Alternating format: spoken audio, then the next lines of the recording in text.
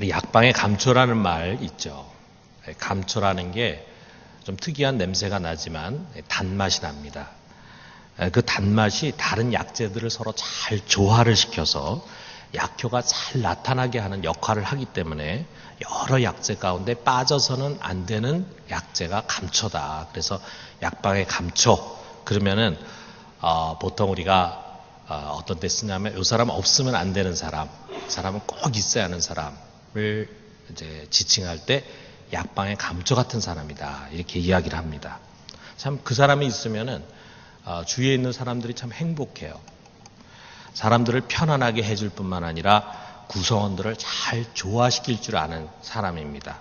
어떤 사람일까? 권위가 있는 사람일까? 능력 있는 사람일까? 가진 것이 많은 사람일까? 지식이 많은 사람일까? 잘난 사람일까? 아닙니다. 잘 섬길 줄 아는 사람입니다. 겸손한 섬김이 몸에 배어 있는 사람. 그런 사람이 한 사람이라도 있으면은 그 모임은 아주 은혜스럽게 잘 굴러가게 돼 있어요.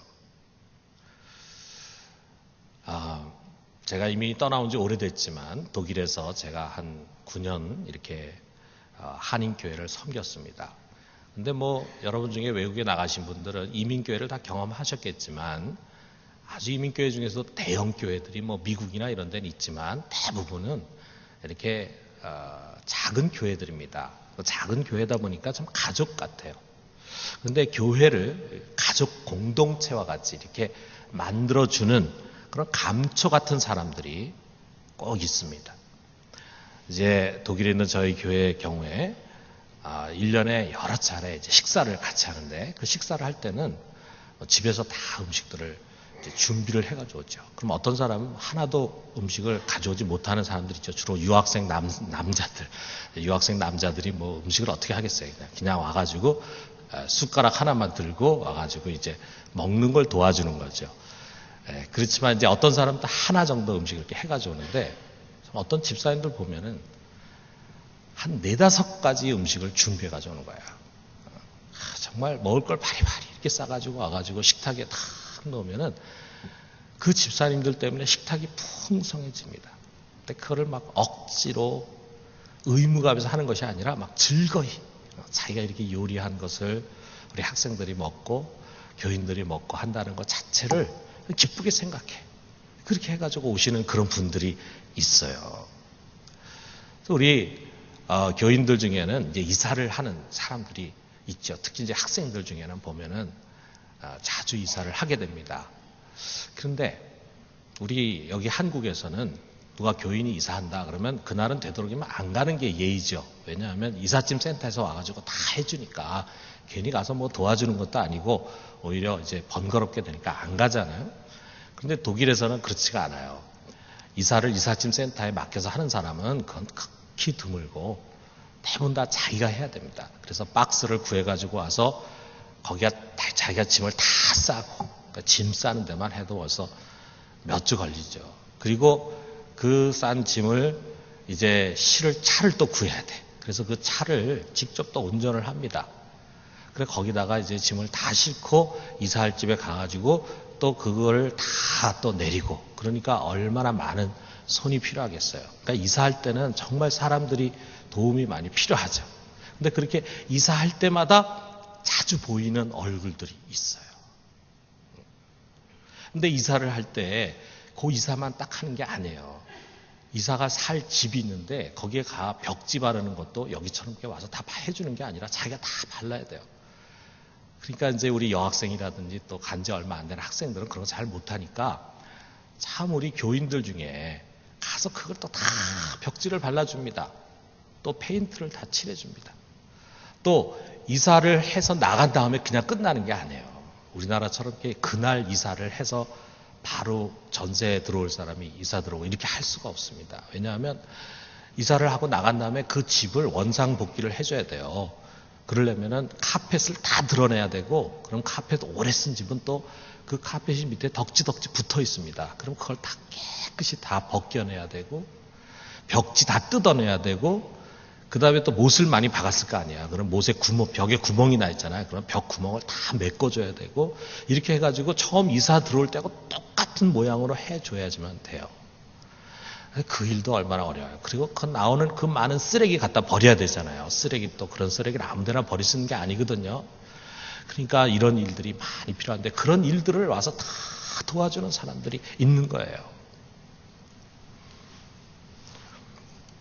또 한국에서 누가 이제 유학하기 위해서 온다 그러면은, 이제 제가 이제 누굴 통해서 연락받거나 그러면은 편하게 부탁할 수 있는 분이 있습니다.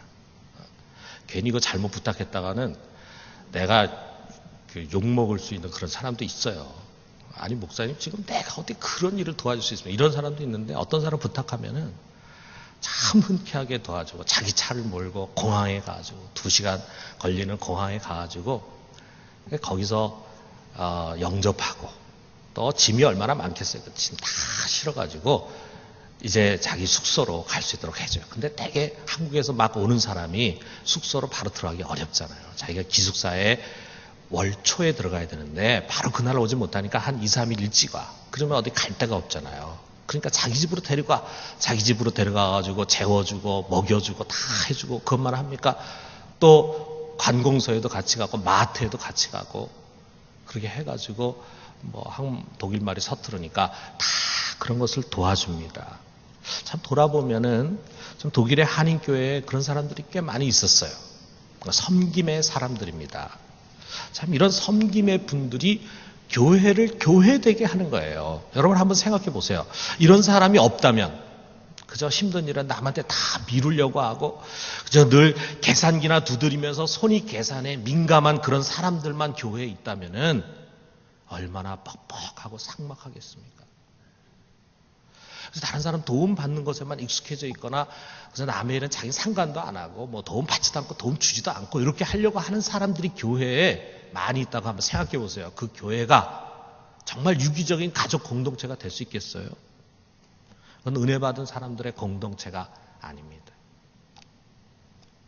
참 그러고 보면 이 섬김이라는 것이 우리가 몸담은 공동체를 참 살맛나게 만들어주는 거죠. 억지로가 아니라 기꺼이 그렇게 한다면 나도 행복하고, 섬기는 나도 행복하고, 또 섬김받는 이웃도 행복해지기 마련입니다. 그러나 유감스럽게도 이것이 세상의 주류가 아닙니다. 대부분의 사람들은요, 남을 섬기기보다는 다른 사람도 섬김받는 걸 더 좋아해요. 죄의 본능은 더 나아가서 다른 사람들을 자기 마음대로 지배하고 싶어 합니다. 자기 행복을 위해서 다른 사람들의 희생을 요구해요. 근데 이렇게 되려면 어떻게 되냐면 다른 사람보다 힘이 있어요. 힘이 있어야 돼요. 더 높은 자리에 있어야 되거든요. 그래야 내가 다른 사람을 내 마음대로 좌지우지 하잖아요. 그러니까 사람들이 권력이라고 하는 것을 갖고 싶어 합니다. 오늘 우리가 읽은 성경에는요, 2가지 삶의 방식이 소개가 되고 있습니다. 하나는 지배하는 것을 지향하는 삶이고, 다른 하나는 섬김을 지향하는 삶이에요. 하나는 세상 나라의 삶의 방식이고, 다른 하나는 하나님 나라의 삶의 방식입니다. 지배를 갈망하는 모습을 우리는 이 세베대의 아내와 그의 2 아들 야고보와 요한을 통해서 볼 수가 있어요. 그녀는 2 아들 야고보와 요한을 데리고 주님께 와서 간청을 하는데, 주님께서 이제 권력을 잡으시고 왕이 되면은 주의 나라의 하나는, 우리 아들 하나는 주의 우편에, 하나는 주의 좌편에 앉게 해주십시오. 그걸 명해 주십시오. 그러니까 쉽게 말하면 이제 아예 그것을 못을 박아서 해달라 이거예요. 그러니까 우리말로 하나는 좌의정 시켜주시고 하나는 우의정 시켜주시고 이렇게 해달라는 이야기죠. 사람들이 이 성경을 보면서 고대반 치맛바람이라고 합니다. 옛날에도 이런 치맛바람이 있었다 이거죠. 근데 언뜻 보면은 참 이 야고보와 요한 다 커가지고 예수님이 제자가 됐는데 좀 한심해 보이지 않습니까? 직접 가서 얘기하지, 자기 엄마 앞세워가지고 이런다 이거예요. 그런데 이 2 제자가 머리를 잘 굴리는 거죠. 예수님께 그런 것을 직접 말하기가 부담스러우니까 이제 어머니를 앞세워요. 근데 왜 어머니를 앞세우느냐? 이 어머니가 누구냐? 이 어머니 이름이 살로메인데, 그가 예수님의 이모입니다. 이모. 그러니까 예수님의 어머니 마리아하고 자매 관계예요. 그러니까 어떻게 보면 예수님과 이 야고보 요한은 사촌 관계입니다. 사촌. 그러니까 사실은 이 어머니가 막 이 두 아들을 끌고 갔다기보다는 이 두 아들이 어머니를 앞세워가지고 이렇게 간 거예요. 그래서 마가복음에서는 이 어머니는 빠지고 야고보와 요한이 직접 예수님께 가서 이것을 간청하는 것으로 이렇게 소개가 되고 있습니다. 자, 이 모습 보고는 또 10명의 다른 제자들이 막 분개를 하는 거예요. 왜 이들이 분개를 합니까? 자기도 똑같은 욕망을 갖고 있거든요. 우리 예수님이 이제 권력을 잡게 되면은 저놈의 좌의정, 여의정 내가 해야 된다. 이런 생각 끝까지 갖고 있었는데, 야, 이 야고보와 요한이 예수님의 이모를 앞세워가지고 가가지고 그거를 확약을 받아내려고 하는 그 모습에서 막 시기 질투가 일어난 거죠. 자, 이걸 지켜보신 예수님께서는 그들이 추구하는 것이 지극히 세상적인 것이라고 하는 것을 말씀하시면서 세상 지배 원리를 가르쳐 주십니다. 그게 바로 25절에 있는 말씀이에요. 자, 25절에 있는 말씀 같이 한번 읽어봅시다. 이방인의 집권자들이 그들을 임의로 주관하고 그 고관들이 그들에게 권세를 부리는 줄을 너희가 알거니와. 여러분, 여기 이 권력의 맛이라는 게 있잖아요. 권력이 맛이 없으면 뭐 때문에 사람들이 그렇게 그 권력을 잡으려고 하겠습니까? 권력을 잡으면요, 사람들은 내 마음대로 좌지우지할 수 있는 거예요. 그리고 그들 위해서 호령하면서 그들을 종처럼 부려먹을 수 있는 거예요. 그게 권력의 맛입니다. 얼마나 달콤합니까? 다른 사람들이 나를 막 이리 가라 저리 가라 하는 그런 위치에 있는 것보다는 내가 다른 사람들을 이리 가라 저리 가라 하고 그 사람들의 수고 헌신 가운데 내가 좀 편안하게 있고 다들 이렇게 있고 싶지 않겠어요? 그게 권력의 맛이라 이거죠. 그렇기 때문에 누구나 이 권력욕이라고 하는 게 사람 속에 다 있습니다. 그 권력욕을 조심해야 된다는 거예요. 거기에 빠지면은 앞뒤를 보지 않게 됩니다. 여기 20절에 처음에 우리가 읽은 것에 보면은 그때라고 하는 단어로 시작하는데 이 야고보와 요한이 주님께 어머니와 함께 나와가지고 좌의정, 여의정을, 우의정을 구했던 그때가 언제냐. 그 때에 대해서 바로 그 위에 18절, 19절에서 소개를 하는데 뭐라 하냐면 보라. 우리가 예루살렘으로 올라가노니 인자가 대제사장들과 서기관들에게 넘겨짐에 그들이 죽이기로 결단하고 이방인들에게 넘겨주어 그를 조롱하며 채찍질하며 십자가에 못 박게 할 것이나 제3일에 살아나리라. 무슨 말입니까? 이제 그들이 예루살렘으로 올라가고 있어요. 그 예루살렘으로 올라가면 어떤 일이 일어날 것인가를 예수님이 가르쳐 주시는 거예요. 좋은 일이 아닙니다. 예수님이 붙잡혀서 대제사장 장로들에 넘겨져서 그 다음에는 고난을 당하고 그 다음에는 죽임을 당하고 곧 있게 될 예수님의 고난과 죽음에 대해서 지금 이야기하고 있어요. 예수님 지금 그 얘기를 막 마쳤어요. 그랬더니 딱 예수님 앞에 나와가지고 지금 자기들 주님께서 권력 얻으면은 좌의정 시키고 우의정 시켜달라 이거예요. 자, 그냥 그들 머릿속에는 이 생각으로만 꽉 차서 지금 주님께서 하시는 말씀이 하나도 귀에 들어오지도 않아 지금. 엄마가 지금 막 병들어서 죽어가고 있는데 그 옆에서 비싼 운동화 사달라고 졸라대는 애 같지 않습니까? 우리 인간 속에 숨겨져 있는 권력에 대한 집착을 말해주고 있어요. 여러분 이런 권력욕과 지배욕이라고 하는 거는요. 우리가 사는 공동체 멤버들을 불행하게 만듭니다. 가정에서도 그랬고요. 그 다음에 회사에서도 그렇고 교회도 그렇고 국가도 그렇습니다. 특별히 이 국가에 이런 통치자, 이런 지배자가 나타나면은 많은 사람들에게 자기 나라뿐만이 아니라 이웃 사람들에게도 아주 고통을 주는 그런 일들이 일어나는 거예요. 예수님께서 태어날 때 우리가 이제 마태복음에 예수님 태어나는 이야기가 나오죠. 동방 박사들이 오고 했을 때 그때 왕이 누구냐면 헤롯 왕이었습니다. 그때 그 헤롯 왕이 아주 대표적인 사람이에요. 이 사람은 왕권을 지키기 위해서라면은 뭐 수단 방법 가리지 않아. 그래서 자기 왕권에 조금이라도 의심이 가는 사람이 있으면은 뭐 남녀노소 여하를 불문하고 다 죽였습니다. 그래서 진짜 자기가 사랑하는 아내가 있었어요. 미리암이라는 아내가 있었는데 정실 부인이에요. 그런데 그 부인을 의심해가지고 죽였습니다. 그리고 자기 아들 셋을 자기의 권력을 위태롭게 한다 해가지고 다 죽였어요. 자, 그런데 이런 사람이 말이에요. 어느 날 갑자기 동방에서 별을 보고 어떤 사람들이 와가지고 유대인의 왕이 태어났는데 어딥니까? 얼마나 당황했겠어요. 그래서 서기관들 불러가지고 물으니까 베들레헴이다. 그래가지고 이 동방박사에게 가서 경배한 다음에 꼭 나한테 와서 어디에 있는지 좀 얘기해라. 나도 가서 경배하겠다. 경배하는 게 아니라 죽이려고 그러는 거죠. 그런데 성령의 지시를 받고 동방박사가 딴 길로 가니까 속은 줄 알고는 어떻게 했습니까? 그 베들레헴 인근에 2살 아래의 사내 아이를 다 죽였다는 거 아니에요. 얼마나 잔인합니까? 그 아이들이 무슨 죄가 있어요. 2살 아래.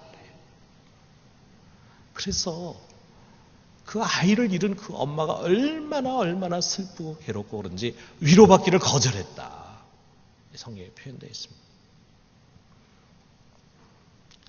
우리 성경에 그런 포악한 지배자들이 많이 소개되죠. 또 우리 세상 역사에도 이 헤롯과 같은 지배자들이 많습니다.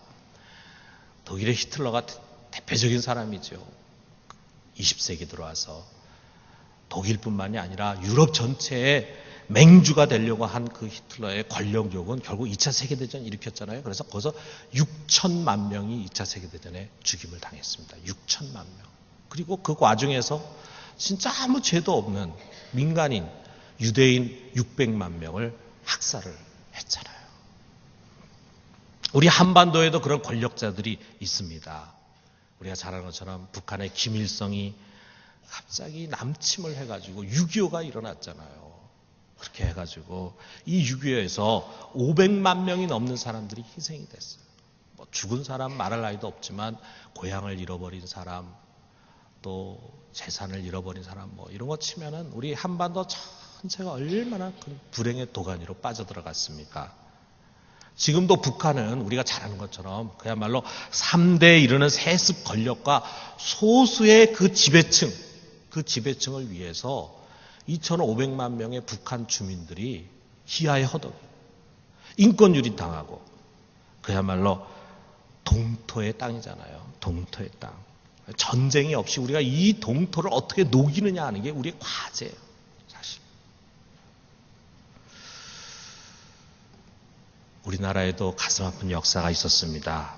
바로 34년 전 오늘이 5.18 광주 민주화 운동이 일어난 날이에요. 전두환을 비롯해서 신군부 세력이 불법적으로 국가 권력을 찬탈하려고 했어요. 그래서 학생을 비롯한 많은 의식 있는 시민들이 여기에 저항을 하면서 끊임없이 데모를 했습니다. 뭐 할 수 있는 게 데모밖에 더 없잖아요. 뭐 총 들고 칼 들고 대항하겠어요. 데모하는 거죠. 그러니까 이거를 빌미로 해가지고 저들이 1980년 5월 17일 계엄령을 선포했어요. 그런데 이거를 받아들이지 않고 지속적으로 광주에서 학생과 또 우리 시민들이 데모를 했습니다. 그러자 결국에 가서는 공수부대를 투입해가지고 무지막지하게 진압을 했잖아요. 200명에 가까운 사람들이 죽고 850명이 되는 사람들이 부상을 당했습니다. 참 이 무지막지한 권력의 탐식자 아래서 수많은 희생자들과 유가족들은 아파도 아프다고 말도 못하고 슬퍼도 소리내 울지 못하는 즐거운 시간을 보내야 했어요. 그렇게 죽여놓고는 이거 다 이게 북한의 공산당 소행이다. 빨갱이들 소행이다. 이렇게 해가지고 광주 시민들을 또 빨갱이로 다 만들어버렸으니 야, 정말 얼마나 악독한 일입니까? 이후로 한동안 우리나라는 그야말로 인권이 유린되고 정의가 사라진 동토의 땅이 됐잖아요. 그것을 녹이는데 많은 시간이 걸렸잖아요. 우린 다시는 이런 일이 우리 땅에서 일어나지 않도록 우리가 늘 깨어 있어야 합니다. 깨어 있어야 합니다.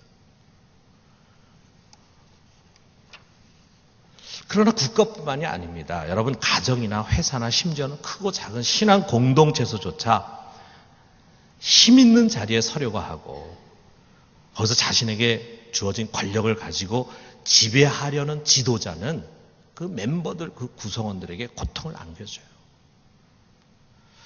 주님은 이건 너희 길이 아니다. 분명히 말씀하십니다. 여기 26절에서 27절에 보면은 자, 우리 같이 한번 읽어봅시다. 너희 중에는 그렇지 않아야 하나니 너희 중에 누구든지 크고자 하는 자는 너희를 섬기는 자가 되고 너희 중에 누구든지 으뜸이 되고자 하는 자는 너희의 종이 되어야 하리라. 여러분 너희는 그렇지 아니하니 너희 중에 그렇지 이건 너희가 해야 할 일이 아니다. 너희 이런 식으로 살아서는 안 된다. 그러면서 예수님께서 여기에 섬기는 자 말씀을 해주십니다. 이게 바로 하나님 나라의 윤리예요. 여러분 우리는 이 세상에 속한 자가 아닙니다. 이 세상에 살고 있지만 이 세상에 속한 것이 아니라 우리는 하나님 나라에 속해 있고 하나님의 통치를 받고 있는 자들이에요. 그렇기 때문에 우리는 세상 가치를 쫓아서 살아서는 안 됩니다. 이 하나님 나라에서는 어떤 자가 큰 자냐? 섬기는 자가 큰 자다 이거예요. 영의정이 되고 싶다면 모든 백성의 종이 돼야 된다 이거예요. 이것이 바로 세상 가치와 구별되는 하나님 나라의 가치입니다. 주님께서 이것을 말로만 하신 것이 아니라 자신이 먼저 몸소 이것을 본을 보시고 실천하셨어요. 여기 28절에 보니까 인자가 온 것은 섬김을 받으려 함이 아니라 도리어 섬기려고 하고 자기 목숨을 많은 사람의 대속물로 주려 함이라 그랬습니다.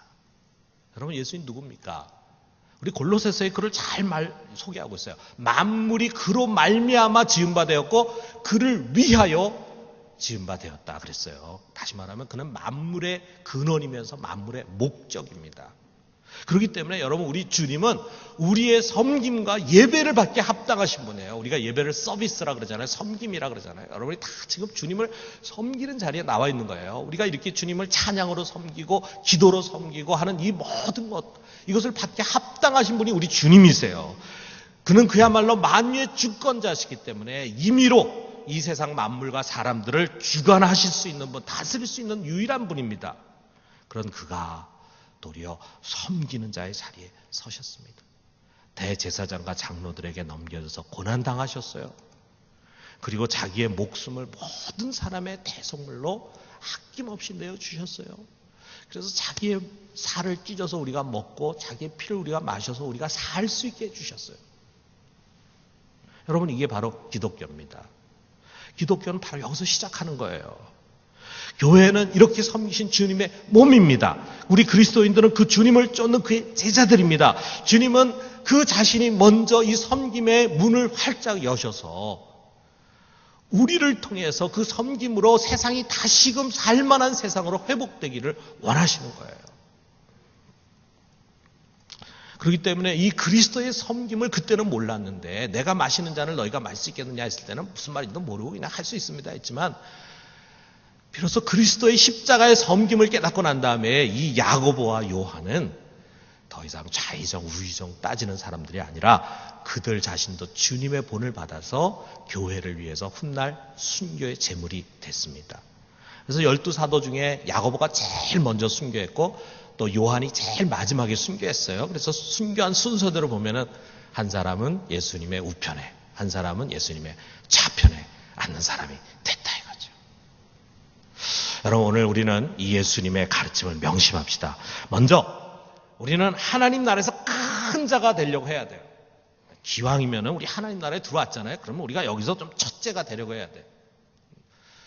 아이고 목사님 세상에서도 경쟁하고 남보다 앞서고 첫째가 되려고 해서 이렇게 헛걱대며 살아가는데 어떻게 하나님 나라 안에서도 그렇습니까? 근데 여러분 우리가 세상에서 그렇게 살면 안 되지만 하나님 나라 안에서는 우리가 큰 자가 되려고 하고 1등이 되려고 해야 합니다.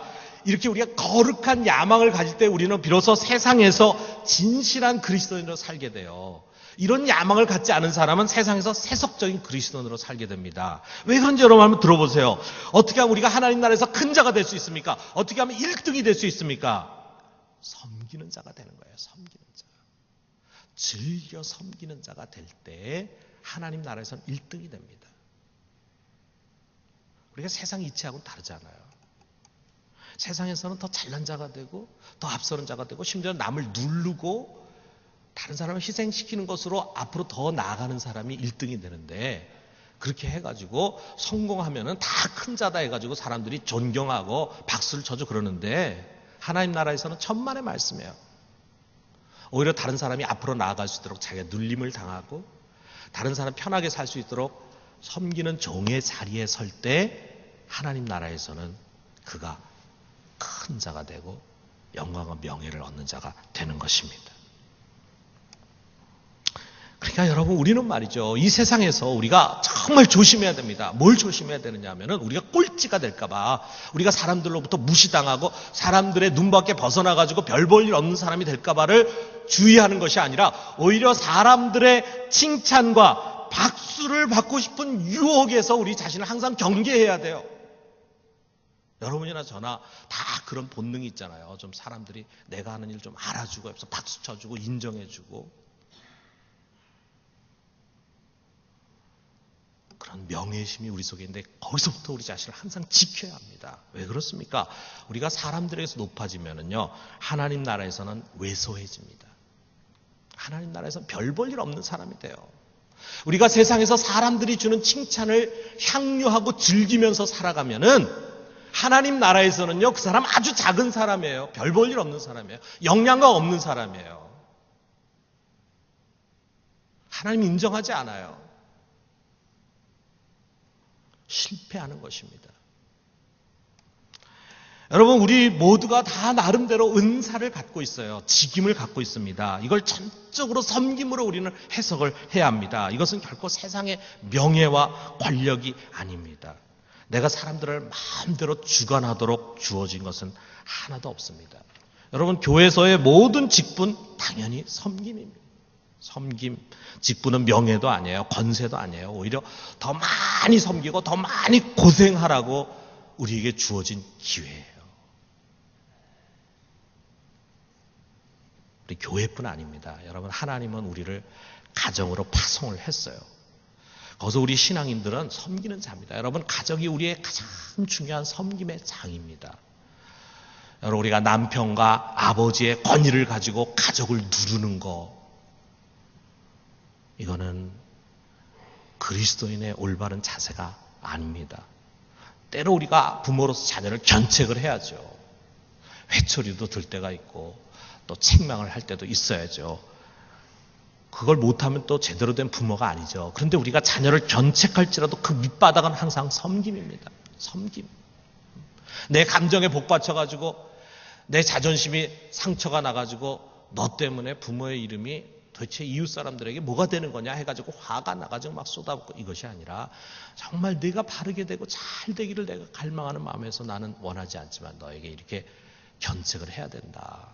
섬기는 마음으로 우리가 해야 된다 이거예요. 여러분, 내가 경제력이 있다고 다른 형제들을 지배하고 좌지우지하는 거 아닙니다. 그건 세상 사람들의 삶의 방식입니다. 하나님 보고 계세요. 여러분, 우리가 남을 도울 때 특별히 도움받는 상대방을 많이 배려해야 합니다. 섬기는 마음으로 해야 합니다. 그렇지 않으면 기껏 섬겨주고도 그는 하나님 나라에서 실패한 자예요. 우리 성경에 그런 가르침들이 나오잖아요. 바리새인들. 다른 사람 다 보는 앞에서 구제하고, 다른 사람 다 보는 앞에서 기도하려고 하고, 그런 외식에 대해서 예수님이 뭐라 그랬어요? 이미 그는 받을 거 다 받았다. 하나님 나라에서 받을 게 없다 이거죠.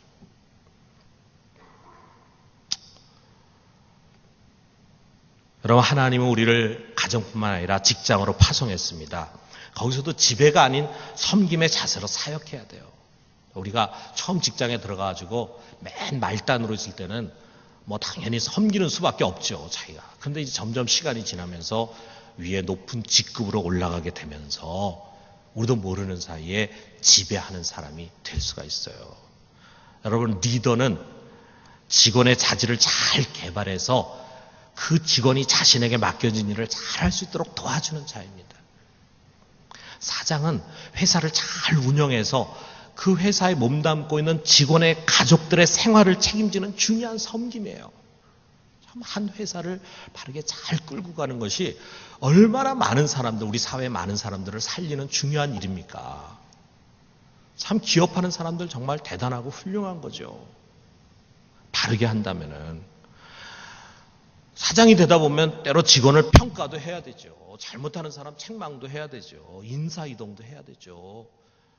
정말 어쩔 수 없는 경우에는 직장을 그만두게도 해야 되겠죠. 그렇지만 그 밑바닥에 항상 이 섬김의 자세를 잃어버리면 안 됩니다. 왜 그렇습니까? 우리는 그 사람들에게 인정받고 평가받는 것이 중요한 것이 아니라 하나님에게 인정받고 평가받는 게 중요하거든요. 우리는 하나님 나라에서 1등이 돼야 되거든요. 세상에서 1등이 되는 것이 아니라. 아울러 우리는 하나님 나라의 주권자이신 우리 하나님이 동시에 세상 국가의 주권자임을 고백하면서 이런 섬김의 가치를 국가가 실현할 수 있도록 도와줘야 됩니다. 그래서 여러분, 우리는 권력력에 사로잡힌 사람을 절대로 리더로 뽑아서는 안 돼요. 그 사람이 정말 섬김의 정신이 있는지, 자기 시민들을 위해서, 여기 국민들을 위해서, 이 나라를 위해서 섬기려고 하는 자세를 갖고 있는 사람인지, 아니면 어떻게든지 좀 이 권력을 좀 얻어가지고 그걸 가지고 좀 인마이 포켓해서 재산도 좀 늘리고 자기 마음대로 좀 하고 싶은 거, 명예도 얻고 이렇게 하는 것을 지향하는 사람인지를 잘 분간해야 돼요. 그래서 섬김의 정신이 있는 자를 지도자로 선출하는 것입니다. 그리고 지속적으로 그가 백성 위에 군림하는 자가 아니라 백성을 섬기는 자가 되도록 도와줘야 돼요. 잘못하면은 우리가 비판도 하고 책망도 하고 또 잘하면 격려도 하고 바르게 잡아주고 그런 일을 우리가 해야 됩니다. 이렇게 교회를 비롯한 삶의 각 영역에서 섬기는 자로 살아갈 때 우리는 하나님 나라에서 큰 자가 되고 첫째가 되는 것입니다. 그리고 이런 탁월한 섬김을 통해서 이 땅 위에 하나님 나라가 세워지고 확장돼 가는 것입니다. 사랑하는 성도 여러분, 우리 모두는 교회와 세상을 잘 섬기는 그리스도의 제자로 살아갈 수 있기를 주님의 이름으로 축원합니다.